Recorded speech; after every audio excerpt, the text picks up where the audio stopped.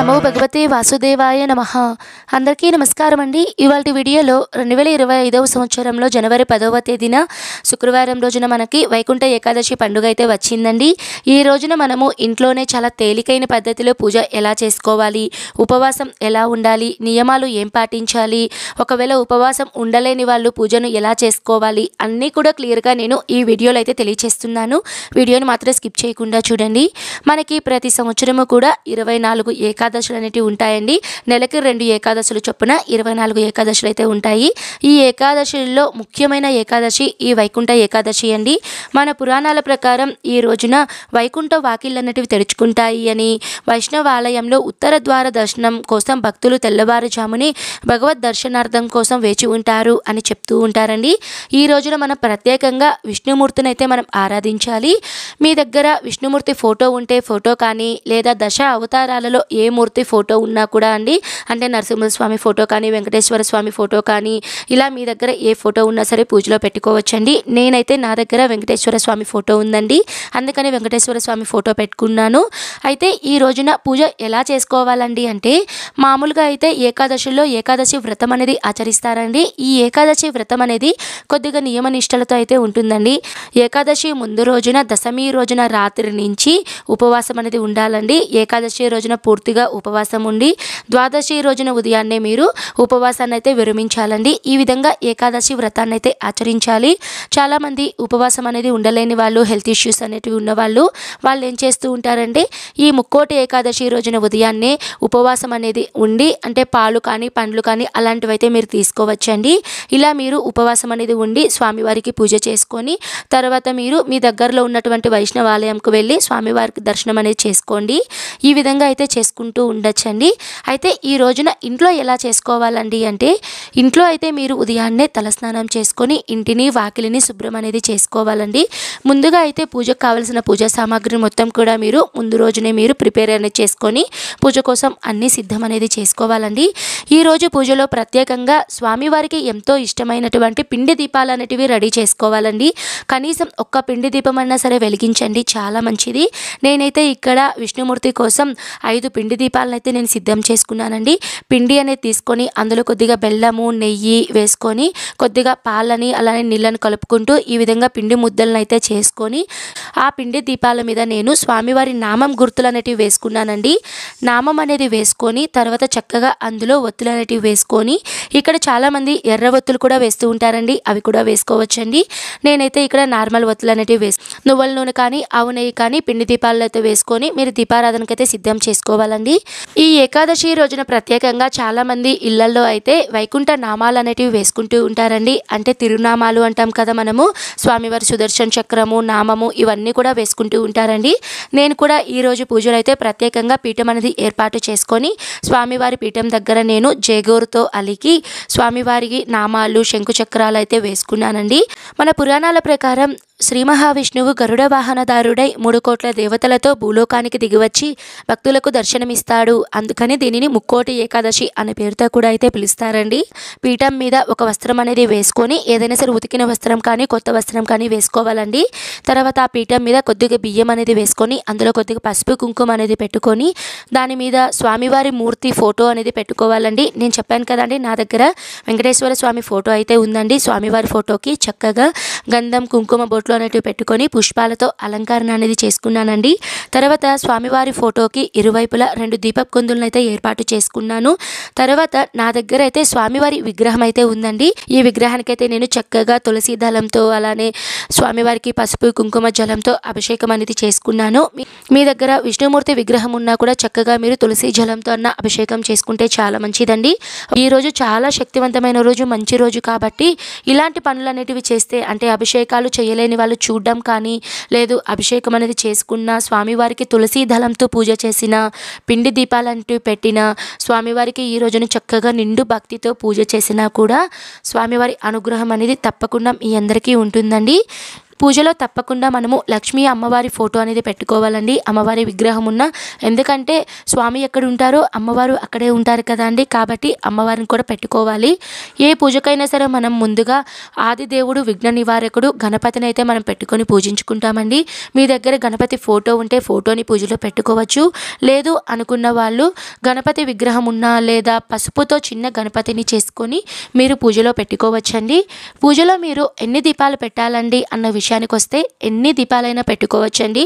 ఇన్ని దీపాలే పెట్టాలి, అన్నీ పెట్టాలి అన్న నియమం అయితే ఇక్కడ లేదండి.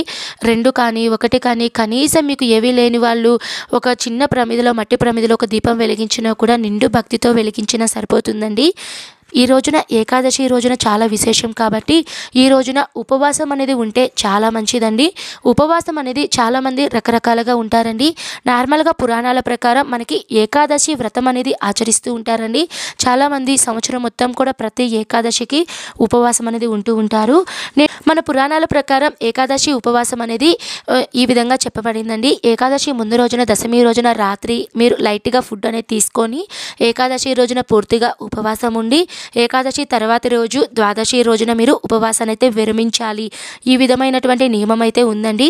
కానీ చాలామంది హెల్త్ ఇష్యూస్ ఉన్న వాళ్ళు ఏం చేస్తూ ఉంటారంటే పాలు, పండ్లు అనేటివి కూడా తీసుకోవచ్చండి, తప్పైతే ఏం లేదు. మీరు హెల్త్ సరిగా ఉండి మేము ఉండగలను అనుకున్నప్పుడు మాత్రమే మీరు ఉపవాసం అనేది ఉండాలి. ఉపవాసంలో మీరు పాలు కానీ పండ్లు కానీ మీరు తీసుకోవచ్చండి, ఎటువంటి తప్పైతే ఏం లేదు. చాలామంది ఈ వైకుంఠ ఏకాదశి రోజున ఉపవాసం ఉండాలా అండి, ఉపవాసం ఏ విధంగా ఉండి చేయాలి అంటే మీరు ఉదయాన్నే మీరు ఉపవాసం అనేది ఉండి స్వామివారికి పూజ అనేది చేసేంత వరకు మీరు ఉపవాసం ఉంటే సరిపోతుందండి. లేదు మీరు పూర్తిగా ఉంటాను అని అనుకుంటే మధ్యాహ్నం వరకు ఉండొచ్చు, లేదు అంటే సాయంత్రం వరకు ఉండొచ్చండి.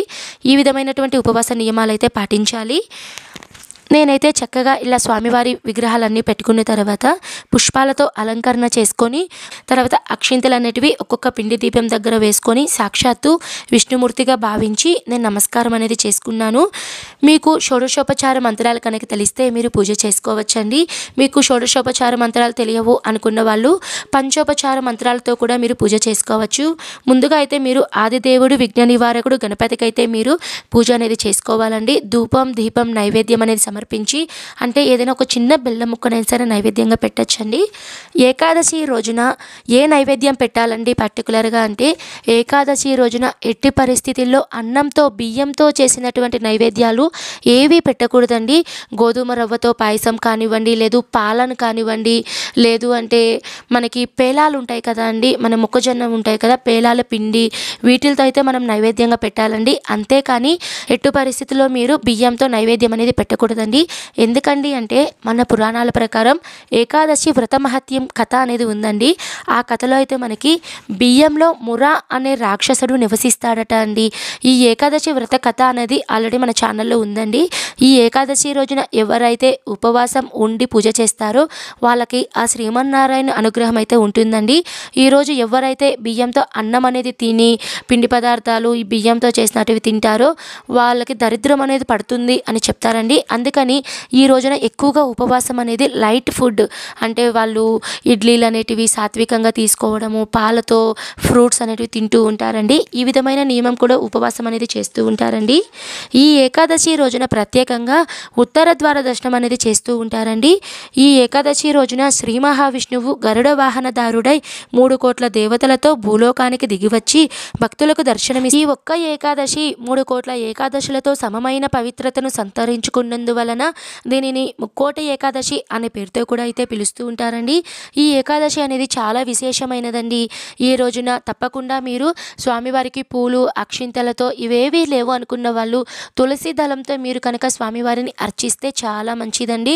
స్వామివారి నామాలు ఓం విష్ణుదేవాయ నమః అని, ఓం లక్ష్మీనారాయణాయ నమః అని, ఓం పద్మావతి సమేత వెంకటేశ్వర స్వామి అయి నమః అని ఇలా ఈ విధమైన మంత్రాలను చెప్పుకుంటూ స్వామివారికి పూజ అనేది చేసుకోవాలండి.